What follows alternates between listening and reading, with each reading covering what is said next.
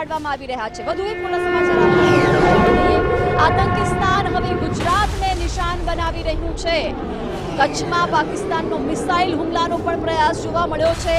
કચ્છ પર પાકિસ્તાને 2 મિસાઇલ છોડી છે। ડ્રોન બાદ હવે મિસાઇલ એટેક પાકિસ્તાન કરી રહ્યું છે અને અત્યારે જે પ્રકારથી સવારથી જ ગુજરાતને જાણે ટાર્ગેટ બનાવ્યું હોય તે પ્રકારે સતત ડ્રોન એટેક બાદ હવે 2 મિસાઇલ પણ પાકિસ્તાન તરફથી આવી છે, જેને પણ ધ્વસ્ત કરવામાં આવી છે, એટલે કે નષ્ટ કરી દેવામાં આવી છે હવામાં જ।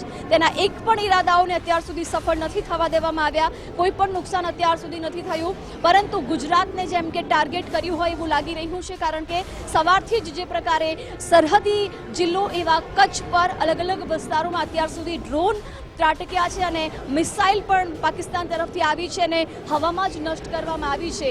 ભારતે પાકિસ્તાનની આ બંને મિસાઇલ પણ તોડી નાખી છે, કેમ કે કચ્છથી સતત ગ્રાઉન્ડ ઝીરો રિપોર્ટ પણ અમે આપને બતાવી રહ્યા છીએ।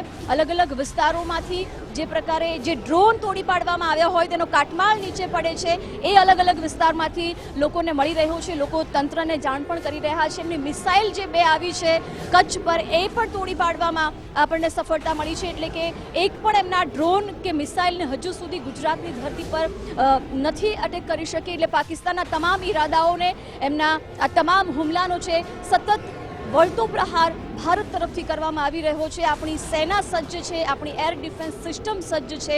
એમના દરેક ડ્રોન હુમલાને નિષ્ફળ બનાવવામાં આવી રહ્યો છે। મિસાઇલ એટેક પણ તેમની અહીં ફેલ થઈ રહી છે। દ્રશ્યોમાં પણ જોઈ શકાય છે જે પ્રકારે એક તરફ ડ્રોનના દ્રશ્યો છે કે જે વારંવાર પાકિસ્તાન તરફથી ડ્રોન એટેક ગુજરાત પર થઈ રહ્યો છે, એમના તમામ હુમલાને આપણે નિષ્ફળ બનાવ્યા છે। અને બીજી તરફ જે 2 મિસાઇલ છોડવામાં આવી હતી એ મિસાઇલનો પણ આપણે કચ્ચર ઘાણ વાળી દીધો છે। મિસાઇલ પણ તૂટેલી જમીન પર જોવા મળી છે। સ્થાનિક લોકો જ્યારે આસપાસના વિસ્તારમાંથી આવી વસ્તુ દેખાય છે ત્યારે તંત્રને જાણ કરી રહ્યા છે, પરંતુ સૌથી મોટી સફળતા આપણને અત્યાર સુધી એ જ મળી છે કે પાકિસ્તાન છેલ્લા 2 થી 3 દિવસથી આ પ્રકારે નાપાક હરકતો કરી રહ્યું છે અને સતત ડ્રોન એટેક અને મિસાઇલ એટેક કરી રહ્યું છે, પરંતુ આપણી ભારતીય સેના પણ એનો જબરજસ્ત વળતો જવાબ આપી રહી છે। સતત ડ્રોન એટેક બાદ હવે 2 મિસાઇલ વડે પણ હુમલો કરવામાં આવ્યો છે, પરંતુ એમની મિસાઇલને પણ તોડી પાડવામાં આવી છે। ગુજરાત તૈયાર છે, ગુજરાત ચારે તરફથી સજ્જ છે। પહેલેથી જ જે પ્રકારે સરહદ પર અડેલું રાજ્ય છે, પાકિસ્તાનની સીમા આડે છે, અને લઈને ગુજરાત રાજ્ય પણ એલર્ટ મોડમાં, હાઈ એલર્ટ મોડમાં મૂકવામાં આવ્યું છે। તમામ તરીકે આપણી સુરક્ષા દળોની એજન્સીઓ છે એ એલર્ટ મોડમાં છે। તમામ આપણા ગુજરાતના જે મંદિરો છે એમની સુરક્ષા વધારાઈ હતી। વધુ એક મોટા સમાચાર ભારત પાકિસ્તાન તણાવ વચ્ચે કચ્છ જિલ્લા પ્રશાસન પણ એલર્ટ મોડમાં છે। ભુજમાં સુરક્ષાના ભાગરૂપે પોલીસનો બંદોબસ્ત ગોઠવવામાં આવ્યો છે। સુરક્ષા વ્યવસ્થાને લઈને બહારના લોકો પર પ્રવેશ પર પ્રતિબંધ મૂકી દેવામાં આવ્યો છે। માતાના મઢ હોય, નારાયણ સરોવર હોય, કારણ કે અલગ અલગ રાજ્યભરમાંથી લોકો કચ્છમાં પ્રવાસ માટે આવતા હોય છે, કારણ કે ઘણા બધા પર્યટન સ્થળો કચ્છમાં આવેલા છે, પરંતુ અત્યારે પ્રતિબંધ મૂકી દેવામાં આવ્યો છે, કારણ કે નારાયણ સરોવર છે એ પણ સરહદને અડીને આવેલું આ દરિયાકાંઠાઈ વિસ્તાર છે, ત્યાં મંદિર છે। બીજી તરફ જે માતાનો મઠ છે એટલે કે આશાપુરા મંદિર છે, ત્યાં પણ લોકો મોટી સંખ્યામાં પ્રવાસે આવતા હોય છે। અત્યારે પ્રવાસીઓને એ સ્થળોએ ન જવા માટે જણાવવામાં આવી રહ્યું છે। રહીમ પાસેથી વધુ વિગતો મેળવીશું। રહીમ, જે કચ્છના પર્યટન સ્થળો પર મોટી સંખ્યામાં પ્રવાસીઓ પહોંચતા હોય છે, પરંતુ હાલ તેઓ ન આવે તે માટે પણ જણાવી દેવામાં આવ્યું છે સુરક્ષાના ભાગરૂપે। ચોક્કસપણે જિજ્ઞાસા, હું સીધું દ્રશ્ય બતાવીશ। હું ભુજમાં છું ને માતાનું મઠ અત્યારે અહીંથી 90 કિલોમીટર સુધી જાય છે, અને જે કહી શકાય કે આ વિસ્તારની અંદરથી લોકો જે રીતના પ્રવાસમાં જતા હોય છે તેમને ન જવા માટેને ખાસ તાકીદ કરવામાં આવી છે। અત્યારે આ ભુજના જ સીધા દ્રશ્યો છે કે જ્યાં સાયરનો છે તે વારંવાર વાગી રહ્યા છે। લોકોને અપીલ કરવામાં આવે છે કામ વગર ઘરની બહાર ન નીકળવાનું ખાસ સૂચના આપવામાં આવી છે, અને સાથે જે ધંધા રોજગાર છે તે સંપૂર્ણપણે બંધ કરી દેવામાં આવ્યા છે। હાલની પરિસ્થિતિની વાત કરીએ તો માત્ર ઇમરજન્સી સેવા માટે જ જે ધંધા છે તે શરૂ છે। મેડિકલને લગતી વાહનોની છે તેની શરૂઆત થઈ તે ખુલ્લા રહેશે। જીવન જરૂરિયાત વસ્તુઓ છે તેની દુકાનો છે તે ખુલ્લી રહેશે। આ અત્યારે જે ગાડીઓ જોઈ રહ્યા છો ને તે અવર જવર જે થઈ રહી છે તે માત્ર ને માત્ર જે ખાસ જે બહારથી જે પ્રવાસીઓ આવેલા છે તેઓ પરત જતા હોય તેવા દ્રશ્યો છે, કારણ કે પ્રવાસીઓ છે તેમને જે પરત પોતાના વતન જવા માટેની સૂચના આપવામાં આવી છે, કારણ કે પ્રવાસન જે સ્થળ છે માતાનું મઠ છે, જે આશાપુરા માતાજીનું મંદિર આવેલું છે, ત્યાં લોકોને ન જવા માટેની સૂચના આપી છે. સાથે નારાયણ સરોવર છે તે પણ બંધ કરી દેવામાં આવ્યો છે.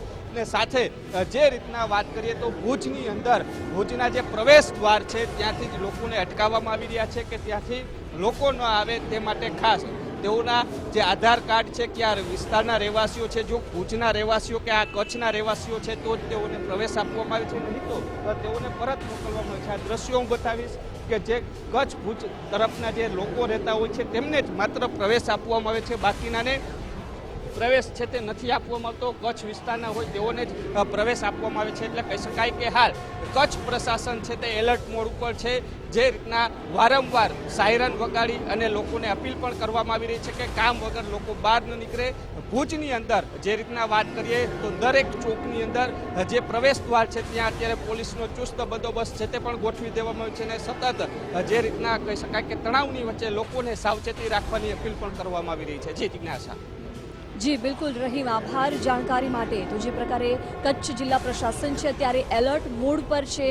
ભુજના મુખ્ય પ્રવેશ દ્વાર પર પણ અવરજવર બંધ કરી દેવામાં આવી છે. સાથે જ કચ્છના જે પર્યટન સ્થળ છે એવા માતાનો મઢ એટલે કે આશાપુરા મંદિર હોય કે પછી નારાયણ સરોવર હોય ત્યાં પણ લોકોને ન આવવા માટે અપીલ કરવામાં આવી છે. સુરક્ષાના ભાગરૂપે એક બાદ એક મોટા પગલાં લેવાઈ રહ્યા છે અને કચ્છમાં અત્યારે સતત સાયરન વાગી રહ્યા છે, કારણ કે જે પ્રકારે ડ્રોન અટેક અને મિસાઇલ અટેક ત્યાં થઈ રહ્યા છે. અને સૌથી પહેલાં આ જે અલગ અલગ સ્ક્રીન છે, વિન્ડો છે, એ પણ તમે જોઈ શકો છો કે અત્યાર સુધી કેવા મહત્વપૂર્ણ નિર્ણયો છે સુરક્ષાના ભાગરૂપે રાજ્ય સરકારે લીધા છે. સોશિયલ મીડિયા પર દેશ વિરોધી પોસ્ટ મૂકવા પર પણ કાર્યવાહી કરવામાં આવશે. FIR નોંધવા સુધીની કાર્યવાહી કરવામાં આવશે. બીજી તરફ 15 મે સુધી કેટલાક રિસ્ટ્રિક્શન અત્યારે મૂકવામાં આવ્યા છે, જેમાં કોઈપણ પ્રકારની ઉજવણીમાં ફટાકડા નહીં ફોડી શકાય એવો નિર્ણય લેવાયો છે.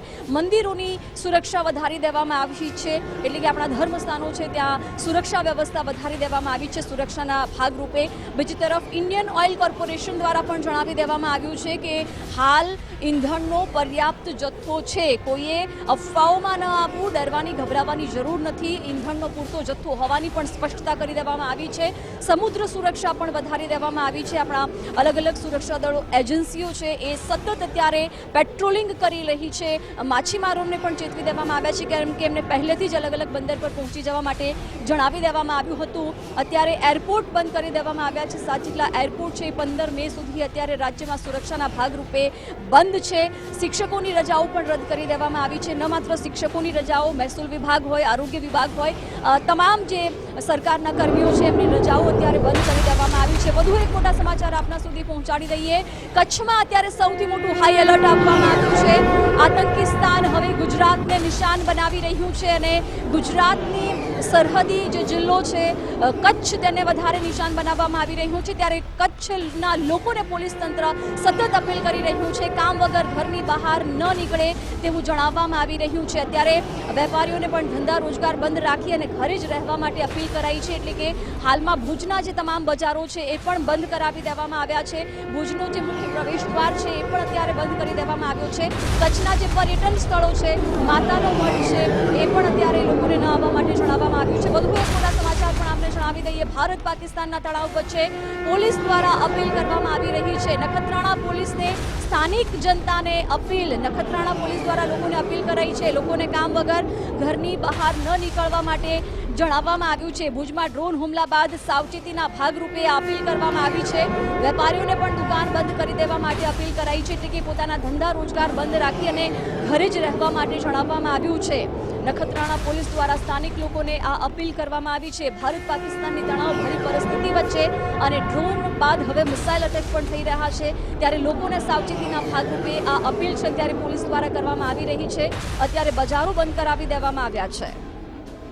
ભારત પાકિસ્તાનના તણાવ વચ્ચે પોલીસ જે અપીલ કરી રહી છે, નખત્રાણા પોલીસે અત્યારે લોકોને અપીલ કરી છે ઘરમાં રહેવા માટે જણાવ્યું છે. વધુ મોટા સમાચાર પણ આપણે જણાવી દઈએ. કચ્છના નાગરિકોને કલેક્ટર આનંદ પટેલે અપીલ કરી છે. કચ્છના કલેક્ટર દ્વારા લોકોને અપીલ કરાઈ છે કે પોતાનો નાગરિક ધર્મ નિભાવે, ઘરમાં રહે. સુરક્ષાના ભાગરૂપે આ અપીલ કરવામાં આવી છે. કચ્છના કલેક્ટર આનંદ પટેલ દ્વારા અત્યારે કચ્છની જનતા માટે આ સંદેશ આપવામાં આવી રહ્યો છે. અપીલ કરવામાં આવી રહી છે કે સુરક્ષાના ભાગરૂપે લોકો ઘરમાં જ રહે અને વેપાર ધંધા રોજગાર આજના દિવસ માટે બંધ કરાવવા.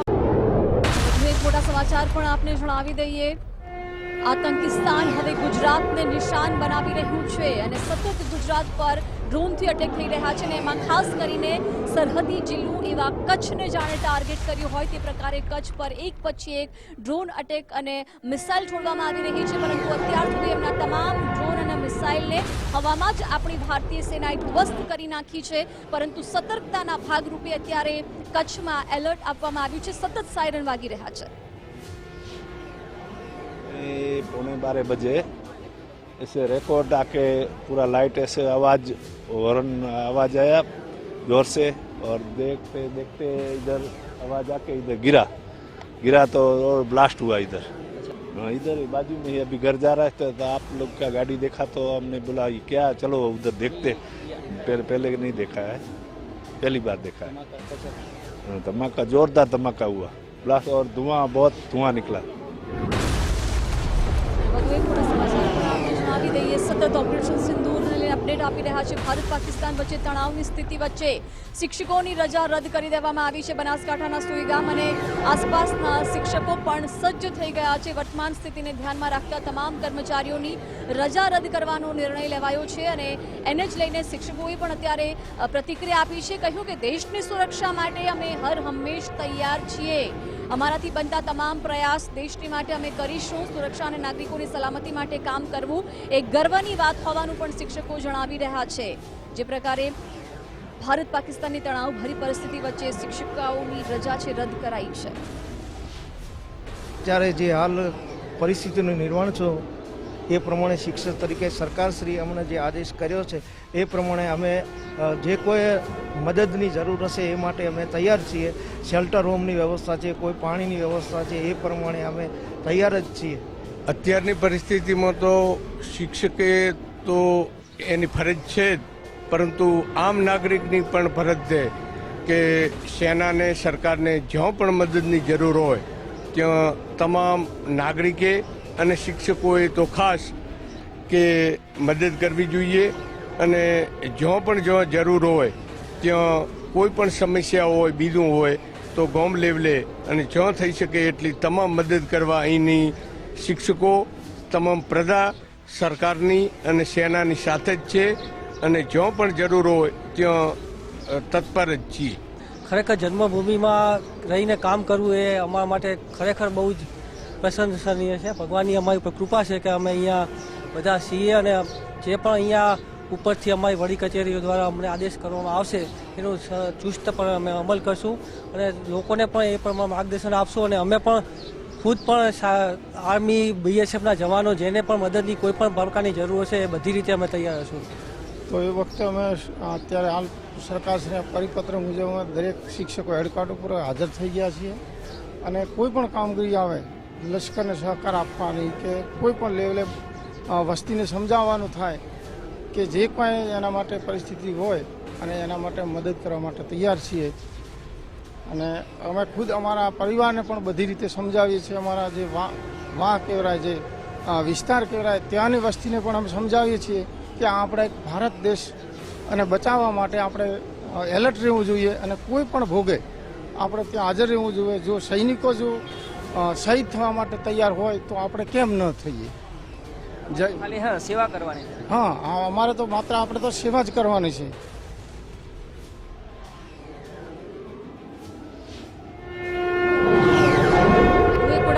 જણાવી દઈએ ઓપરેશન સિંદૂરને લઈને સતત અપડેટ આપને આપી રહ્યા છે કે જ્યાં સરદાર સરોવર ડેમની સુરક્ષામાં વધારો કરવામાં આવ્યો છે, સ્ટેચ્યુ ઓફ યુનિટીની સુરક્ષામાં પણ વધારો કરી દેવામાં આવ્યો છે। એસઆરપી પોલીસ જવાન અને સીઆઈએફના જવાનો પણ અત્યારે સતત ત્યાં ચેકિંગ કરી રહ્યા છે। એસયુયુ અને નર્મદા જેમ જતા 4 જેટલા વધુ જે વ્યવસ્થા ગોઠવી દેવામાં આવી છે। સરદાર સરોવર ડેમની સુરક્ષામાં પણ વધારો કરી દેવામાં આવ્યો છે। સ્ટેચ્યુ ઓફ યુનિટીની સુરક્ષામાં અત્યારે વધારો કરી દેવામાં આવ્યો છે, એટલે કે જેટલા પણ પર્યટન સ્થળો છે ત્યાં પણ અત્યારે સુરક્ષા વ્યવસ્થા સઘન કરી દેવામાં આવી છે। સતર્કતાના ભાગરૂપે એક બાદ એક જ અત્યારે આ પગલાં લેવાઈ રહ્યા છે, સુરક્ષા વ્યવસ્થા વધારવામાં આવી રહી છે। કારણ